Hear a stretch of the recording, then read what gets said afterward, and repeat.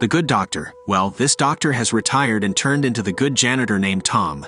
He realized that dirty floors caused sickness, and so he is doing his part, and as a bonus he gets to heist and rob a bank on the side. His exceptional intelligence and problem-solving skills shows us he's the most intelligent janitor in the world. During his school days, he proposed a plan that effectively resolved the Mexican oil spill crisis, attracting the attention of the world's 8 largest oil companies. They competed vigorously to hire him even before he graduated, offering him executive positions, company stock, and an annual salary of $400,000. Despite the incredible opportunities presented to him, Tom turned down all these offers. Instead, he accepted a job offer from Walter Moreland in Spain. This job involved using his exceptional brainpower to crack a vault that was considered an engineering marvel and contained an item that Walter was after. For over 80 years, no one had ever managed to break into this unique vault. Walter introduced Tom to his team. Beginning with Walter, he was the owner of a salvage firm, and a few months ago, he recovered several antiques from a sunken ship in Spanish waters. One of the items in that wreckage was a set of 3 coins that provided valuable treasure coordinates. Unfortunately, the salvage mission failed, and the Spanish authorities confiscated everything they found. The items are now locked inside a miraculous vault in a Spanish bank. Lorraine, Walter's adopted daughter, was responsible for impersonation on the team. She could assume any identity the team needed for their infiltration missions. Klaus, the hacker, handled the team's hacking needs. James, Walter's right-hand man and an ex-soldier, had the best combat skills on the team. Simon was in charge of the team's logistics and equipment procurement, and as long as there was money, he could get anything the team needed. The first day Tom arrived, the team encountered difficulties hacking into the bank's system.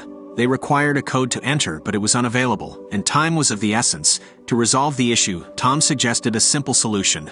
They could pretend to be an automated voicemail recording and extract the code they needed from one of the bank's clients. After trying out Tom's idea, the team swiftly obtained the necessary code. He gets raps for his smart thinking and heads to his new apartment. During his second day with the team, Tom officially began studying the inner workings of the Bank of Spain, which is considered the most fortified building on Earth. The bank is equipped with numerous sensors and cameras, as well as guards who are trained to respond immediately to any commotion. However, the biggest challenge the team faces is the headquarters of the Spanish Army, which is located across the street from the bank. When the bank alarms are triggered, 500 soldiers will rush in to deal with the situation. Additionally, the bank's security chief is the former commander-in-chief of Spain's counter-terrorism force. Tom and Walter's team are essentially facing a formidable force capable of handling any attacks on the bank. The team possesses barely any knowledge about the layout of the vault inside the bank. Consequently, they require a scan to obtain more information about its internal structure. Currently, they know that they need 2 keys and the fingerprint of the bank's security chief to gain access to the vault. To acquire the 2 items and information, the team initiates an operation. Tom and Simon pose as janitors to gain entry into the bank, while Lorraine pretends to be an insurance agent specializing in high-value paintings. Inside the rooms where these paintings are stored, safes behind the paintings have the keys required to access the vault. While on the way to the paintings, Lorraine walks with the chief of security and requests that he hold her coffee so that she can shake hands with the bank's director. This allows her to obtain the chief of security's fingerprint, which the team needs to access the vault. In the room where the first painting is located, Klaus assists Lorraine in dealing with the bank's camera surveillance. They record a video of Lorraine scanning the paintings and play it back at 10 times slower than the normal speed to create the impression that nothing unusual is going on. Lorraine locates the safe, prepares her equipment, and proceeds to copy the key. However, an unexpected visitor arrives and complicates matters. With only 20 seconds left before their surveillance hack ends, Lorraine must be positioned correctly in the video. Unfortunately, the chairman of the bank is in her way. Lorraine decides to ask the director to take a picture of her scanning the painting and requests that he step back when taking the photo. At the last possible moment, Lorraine prevents the director from appearing in the surveillance video just as the hack ends. While Lorraine begins her quest to locate the second key, Tom encounters an issue. His task is to scan the structure of the vault by pretending to be a cleaner and gaining access to the lower floors of the bank. The vault is believed to be situated directly beneath one of the meeting rooms on that level. Tom crawls under the table inside the meeting room and initiates the magnetometer to commence scanning. Unfortunately, a group of individuals enters the room to conduct a meeting, trapping Tom under the table. As if that weren't enough, the device begins to malfunction and gets stuck at 96% completion. After some tinkering, Tom manages to get the device to work again, and the scan is finally completed. Regrettably, this triggered an alarm, and under the leadership of the bank's chief of security, the entire bank was put on lockdown, and army troops were dispatched. Meanwhile, Lorraine had just finished copying the second key when the director arrived to retrieve her. In the commotion, she forgot to return the stolen key and shut the safe where it was kept. Eventually, the team decides that Lorraine should toss the key to Tom, who would then put it back in the safe. Tom hurried to the third floor, restored the key, and closed the safe just as he received a warning that a guard was approaching his position. Thinking quickly, he deliberately allowed himself to be caught when the guard arrived at the room. She asked him what he was doing there, and he took off his earphones and acted as if he hadn't heard the alarm. She let him off the hook. Once the operation was over, Tom began to examine the internal structure of the vault. He discovered a section that the scan couldn't show clearly, and he realized that it contained water. The vault was built on the principle of a weighing scale. If the weight changes when the vault is opened, it will shut and flood with water. The team now understands how the vault mechanism operates and must maintain a constant weight balance. Tom starts figuring out how to solve this problem working around the clock. Simon and James made a significant discovery while exploring the area beneath the bank.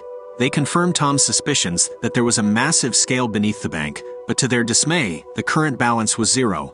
Moreover, they found a major problem that could jeopardize their plans. The walls of the underground room were made of titanium steel-reinforced concrete with a durable outer layer which made it almost impenetrable. Even with the hardest drill bit, breaching the wall would take them 15 days, which was too much time to spare. The team had a limited window for this heist, and this delay made the entire operation seem impossible to pull off. The team had to consider giving up. Walter took a moment to reflect and went to the square to watch the soccer fans. While observing the crowd, he realized that during the World Cup finals, all the cameras near the bank would face the fans in the square.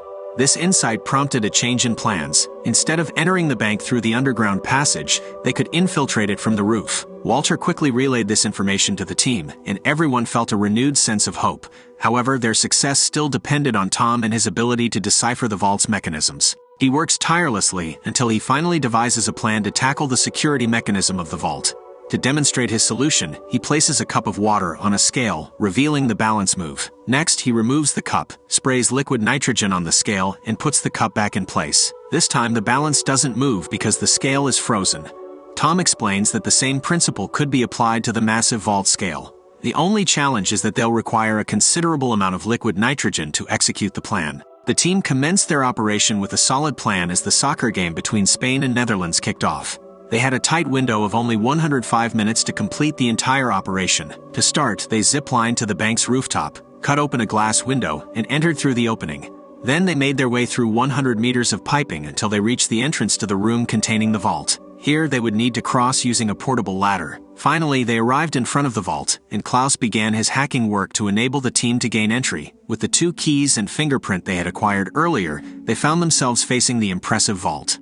Simon took over the next step, spraying liquid nitrogen on the scale to initiate the freezing process. As he emptied the tanks, the reaction began, and the vault's floor began to freeze. The team then entered the vault and searched for the item containing the coins they sought. Meanwhile, the bank patrol team discovered the open roof window and quickly headed towards the vault. Lorraine found the coins, but what happened next was unexpected.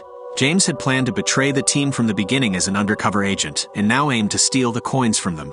Lorraine was left with no choice but to reluctantly hand over the stolen coins to James. However, their escape was short-lived as the liquid nitrogen's freezing effect wore off, causing the vault's security mechanisms to activate. The 3 of them, Tom, Lorraine, and James, found themselves trapped inside the vault as water started to flood the area. As an ex-soldier, James was able to utilize his swimming skills to escape from the trap and flee with the stolen coins. As the chief of security calls in an emergency, his men strap up and begin rushing towards the vault.